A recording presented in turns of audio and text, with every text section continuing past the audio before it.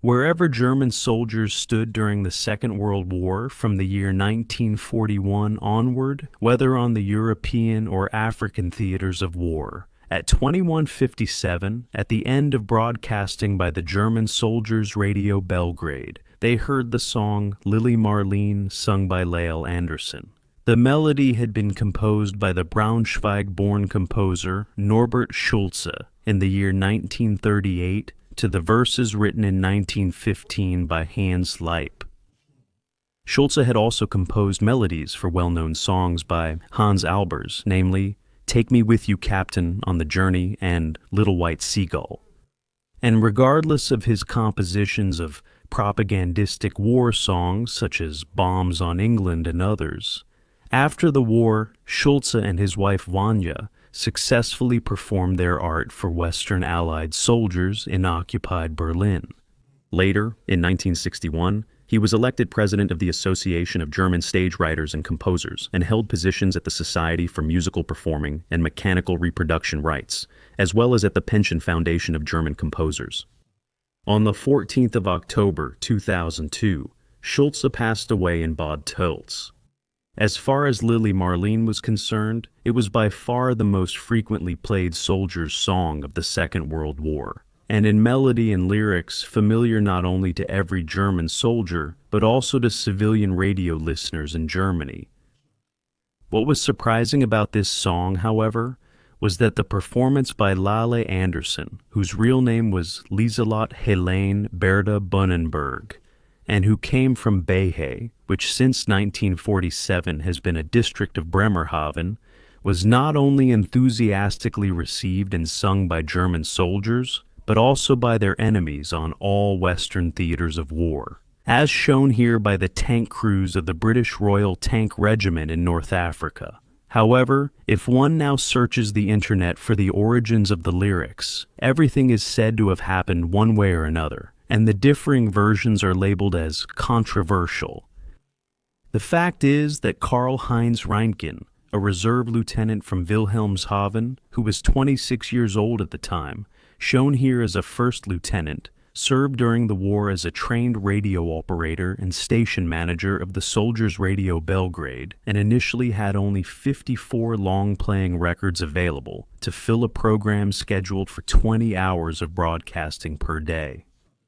One evening, more out of embarrassment at the end of the broadcast day, directly before the final news, he played the record of Leip Andersen's Lili Marleen and maintained this practice for a week.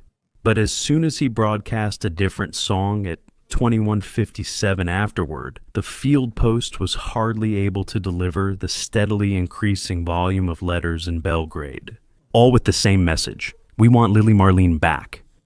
With that, the triumphal march of this melancholic song had begun. Briefly, a word about Karl Heinz Reintgen. After the war, he remained in radio, later became a television professional at Südwestfunk, and until his retirement served as editor-in-chief, as well as deputy director of Saarländischer Rundfunk. Now, however, to the origin story of the lyrics of Lili Marleen, which is usually treated only briefly everywhere, accompanied by the usual question marks. But had those dealing with the topic of Hans Leip and Lili Marleen made a little more effort in their research, after all, there is even a monument to it in Münster, the Bundeswehr's largest garrison town, they too would have found the official version of the song's origin by Hans Leip. As a former member of the Garde Fusilier Regiment, stationed in Berlin until 1918, he described this version in a report written in 1956 or 57 for the so-called My Käfer newsletter of the Comrades Association of Officers of the former Garde Fusilier Regiment of Berlin, which existed until around 1960. Hans Leip was born on the 22nd of September, 1893 in Hamburg. His father had been a sailor, later a stevedore, the term used for dock workers responsible for stowing and loading or unloading cargo ships.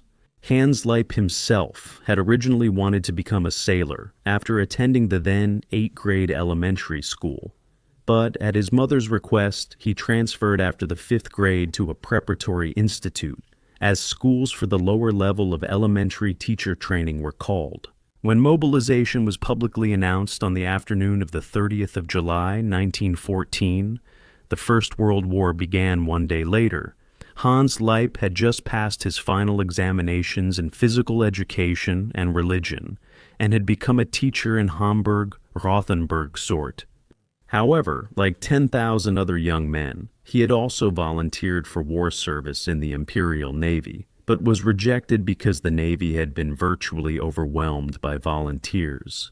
Then, in November 1914, due to his height, he was drafted as a conscript into the Garde Fusilier Regiment in Potsdam.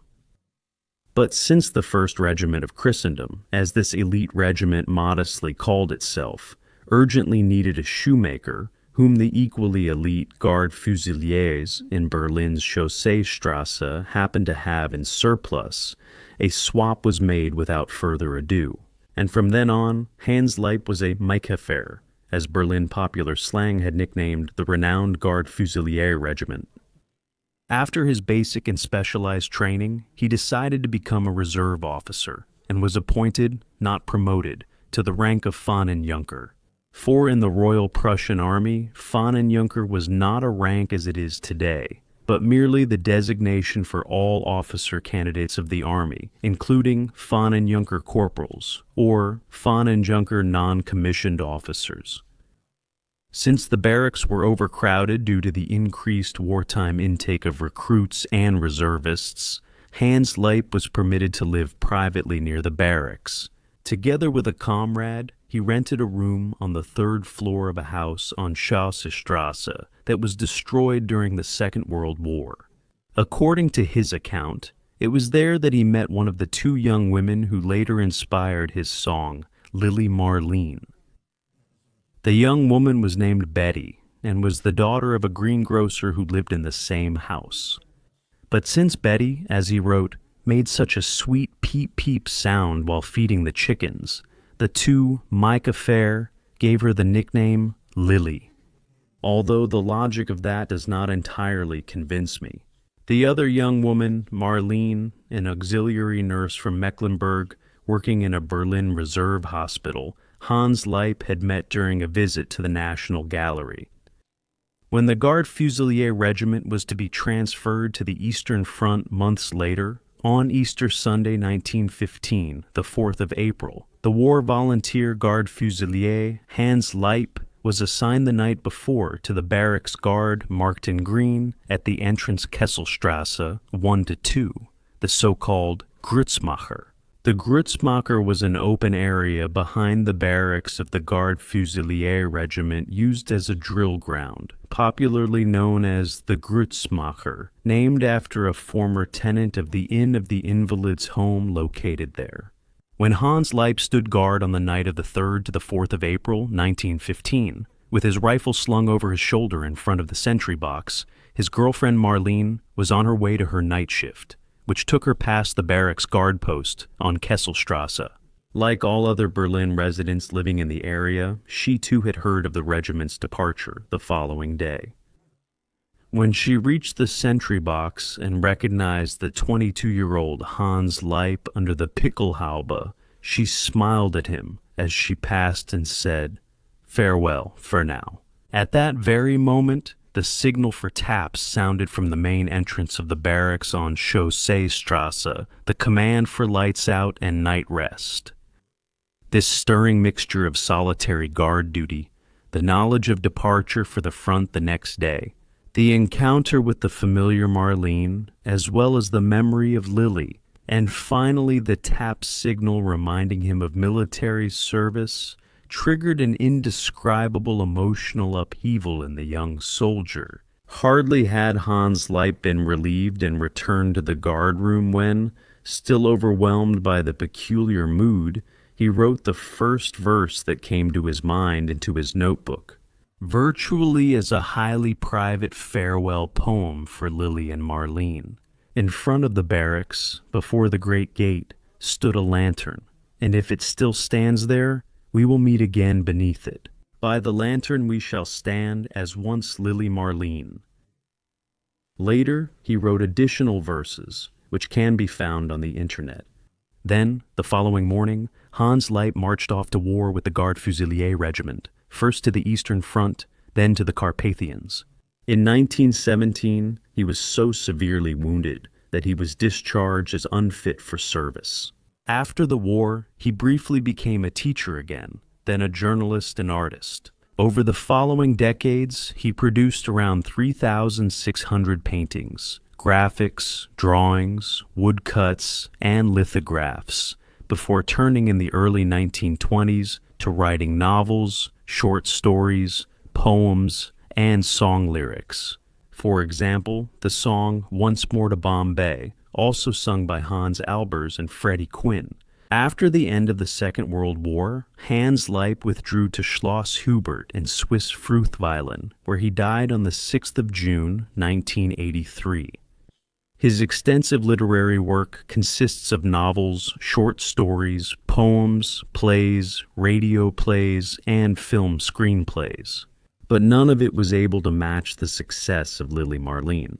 The song, which during the Second World War and Lael Anderson's performance not only achieved worldwide fame, but in the early years of its release also became the first purely German record to sell over 1 million copies, with more than 2 million copies sold, and was translated into 50 languages. Internationally, Lili Marleen became known through Marlene Dietrich, who repeatedly performed the song during her troop entertainment tours for American soldiers. Norbert Schulze, who had composed the song before the war in 1938, described its unexpected worldwide success as follows. For friend and foe alike, it was a symbol of homesickness, separation, and longing, above all the hope of reunion. Time, the war that grew ever more terrible, and the circumstances brought this about.